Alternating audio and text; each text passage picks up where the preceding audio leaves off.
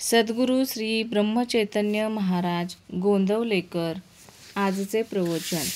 आज 20 ऑगस्ट। दास विषयाचा झाला, सुख समाधानाला आंचवला। सर्व दुःखाचे मूळ देह हाच होय, त्यातच देहाला दुखणे म्हणजे दुःखाचा कळस होय। मिठाचे खारटपण, साखरेचे पांढरेपण, यास नसे वेगळेपण। तैसे देह आणि दुःख जाण, देहाने जरी सदृढ झाला, तेथेही दुःखाचा विसर नाही पडला। सावली जशी शरीराला, तसा रोग आहे शरीराला। रामकृष्णाधिक अवतार झाले, परी देहाने नाही उरले। स्वतःचा नाही भरवसा, हे अनुभवास येई, परी वियोगाचे दुःख अनिवार्य होई। देह दुःख फार अनिवार्य, चित्त होई नित्य अस्थिर। देहाचे भोग देहाचेच माथी, ते कोणास देता येत नाहीत, कोणाकडून घेता येत नाहीत। आजवर जे जे काही आपण केले, ते प्रपंचाला अर्पण केले। स्वार्थाला सोडून नाही राहिले।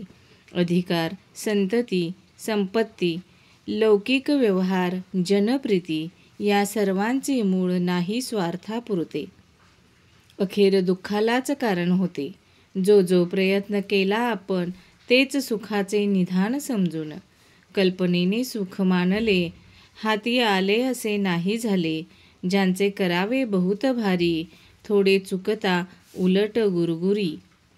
ऐसे स्वार्थपूर्ण आहे जन, हे ओळखून वागावे आपण। प्रपंचात आसक्ती ठेवणे म्हणजे जणू अग्नीला कवटाळणे। म्हणून आजवर खटाटोप बहुत केला, परी कामाला नाही आला। विषयातून शोधून काढले काही, दुःखाशिवाय दुसरे निघणारच नाही। म्हणून प्रपंचाने सुखी झाला, ऐसा न कोणी ऐकिला वा देखिला। ज्याची धरावी आस, त्याचे बनावे लागे दास। दास विषयाचा झाला, तो सुख समाधानाला आंचवला। ज्या रोपट्यास घालावे खतपाणी, त्यांचेच फळ आपण घेई। विषयास घातले खत जाण, तरी कैसे पावावे समाधान। प्रपंचातील संकटे अनिवार्य, कारण प्रपंच दुःखरूप जाण। आजवर नाही सुखी कोणी झाले, ज्यांनी विषयी चित्त गुंतविले। कडू कारले किती साखरेत घोळले, तरी नाही गोड झाले। तैसे विषयात सुख मानले, दुःख मात्र अनुभवास आले।